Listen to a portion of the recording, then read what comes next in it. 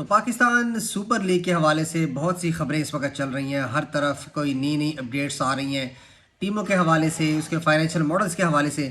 तो इस वक्त जो नई खबरें सामने आ रही हैं, इससे पहले जो है वो जो 6 टीमें ख़रीदी गई हैं उनकी जो इस वक्त फ़ीस है वो डॉलर में पे की जाती है। तो इससे फ्रेंचाइज़ को बड़ा एतराज़ था कि डॉलर्स की कीमत जो है वो कभी फ्लक्चुएट करती रहती है, कभी ऊपर चली जाती है, कभी नीचे आ जाती है। और बाज़ औक़ात जब वो ऊपर चली जाती है तो फ्रेंचाइज़ की फ़ीस जो है पीकेआर में ज़्यादा हो जाती है, जिसकी वजह से जो है उनको खासा नुकसान उठाना पड़ता है। तो इस दफ़ा ये कहा जा रहा है कि जो फाइनेंशियल मॉडल है उसमें जो टीमें ख़रीदी जाएंगी, जो उनकी फ़ीस होगी वो पीकेआर में होगी, यानी कि जो डॉलर में फ़ीस अदा की जाती थी अब वो पाकिस्तानी करेंसी में फ़ीस अदा की जाएगी। तो उसका डॉलर की प्राइस के ऊपर जाने से इम्पैक्ट जो है वो किसी तौर पर नहीं पड़ेगा। इसके अलावा जो है जो फ्रेंचाइज़ हैं उसका जो ड्राफ्ट है वो इस वक्त तैयार किया जा रहा है और कोशिश यही है पीएसएल मैनेजमेंट की कि एक वीक के अंदर अंदर हम ये जो है फाइनेंशियल मॉडल जो है उसके अंदर जो हम ड्राफ्ट तैयार कर रहे हैं कि इनकी वैल्यूएशन कितनी आई है, फ्रेंचाइजेज़ की फ़ीसेस जो है वो नेक्स्ट क्या होंगी, वो ड्राफ्ट एक तैयार करके जो है वो टीमों को एक वीक के अंदर अंदर भिजवा दिया जाएगा।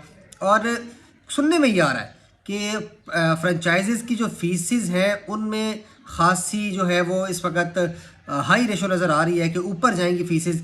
तो क्या वो जो फ्रेंचाइजेज़ हैं वो उन फ़ीसेस को जो है वो साथ लेकर चल पाएंगी? क्या उन फ़ीसेस पर वो फ्रेंचाइज़ को दोबारा ऑन कर पाएंगी? ये एक बहुत बड़ा सवाल है।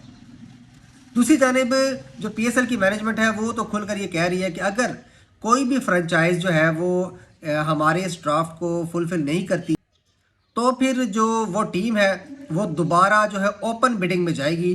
तो दोबारा से वो टीम ख़रीदनी पड़ेगी, नए ऑनर्स भी आ सकते हैं उसमें। तो ये देखना होगा कि क्या होता है। लेकिन जो 2 नई टीमें ऐड की जा रही हैं उनके बारे में इस वक्त ये कहा जा रहा है कि 2 बड़े नाम, 2 बड़े ग्रुप सामने आए हैं जो कि 2 नई टीमें पीएसएल में ख़रीदना चाह रहे हैं। उसमें एक तो इन्वेरिक्स है, जो कि इन्वेरिक्स सोलर एनर्जी, जो कि पाकिस्तान के क्रिकेट मैचेस में हमें स्पॉन्सरशिप में भी नज़र आते हैं। तो वो एक ग्रुप है जो कि पीएसएल में एक नई फ्रेंचाइज ख़रीदना चाह रहा है। और जो दूसरा है वो है आरिफ हबीब ग्रुप, वो भी पाकिस्तान का एक बहुत बड़ा बिजनेस ग्रुप है। तो ये दोनों ग्रुप्स जो हैं इस वक्त तो कोशिश कर रहे हैं कि पीएसएल में कोई ना कोई जो टीम उनको है वो मिल जाए। जो लास्ट पीएसएल हुई थी उसमें आरिफ हबीब ग्रुप जो है वो कराची किंग्स की टीम को हासिल करना चाह रहे थे, लेकिन उस वक्त जो सलमान इकबाल हैं ARY के ऑनर, वो जो है उन्होंने बिड ज़्यादा की, जिसकी वजह से कराची की टीम जो है वो उनके हिस्से में आ गई। तो आरिफ हबीब ग्रुप जो है वो इस दफ़ा उनके पास एक और चांस है कि दोबारा से वो पीएसएल में अपनी एक टीम फ्रेंचाइज हासिल कर सकते हैं। इसी वजह से अब दोबारा उनका नाम सामने आ रहा है कि इन्वेरिक्स और आरिफ हबीब का जो ग्रुप है ये दोनों इस वक्त सर तोड़ कोशिशें कर रहे हैं कि 2 नई टीमें जो हैं वो इन दोनों ग्रुप्स के पास चली जाए। तो 2 जो नई टीमें हो सकती हैं वो कौन सी हो सकती हैं? पोटेंशियली देखा जाए तो इस वक्त एक टीम के नाम के लिए फैसलाबाद का नाम आ रहा है। क्यों? क्योंकि फैसलाबाद का जो इकबाल स्टेडियम है वो अब जो है मुकम्मल तौर पर एक बार फिर इंटरनेशनल क्रिकेट के लिए तैयार है। वहाँ पर डोमेस्टिक मैचेस भी हुए, तो अब जहाँ पर इंटरनेशनल मैचेस हो रहे हैं तो इसका मतलब है कि वो स्टेडियम जो है वो अब वहाँ पर पीएसएल के मैचेस भी होंगे यकीनी तौर पर। तो अगर वहाँ की टीम कोई मिलेगी तो उसका वो होम ग्राउंड होगा और उसका अपना होम स्टेडियम होगा। तो ये एक बड़ा प्लस पॉइंट हो सकता है, बड़ा एडवांटेज हो सकता है।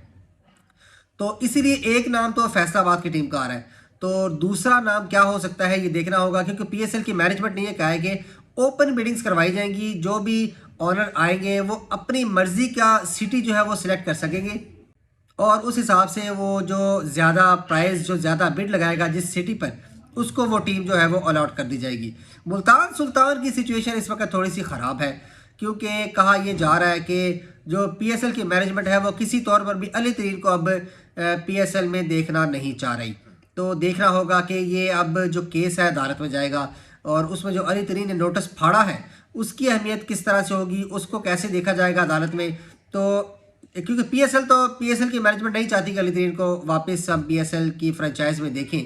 तो देखना होगा कि अदालत के क्या फ़ैसला करती है। और अगर मुल्तान सुल्तान को ये फ्रेंचाइज अली तरीन को वापस नहीं मिलती तो दोबारा से इसकी भी बिडिंग होगी और कोई नया ऑनर भी सामने आ सकता है।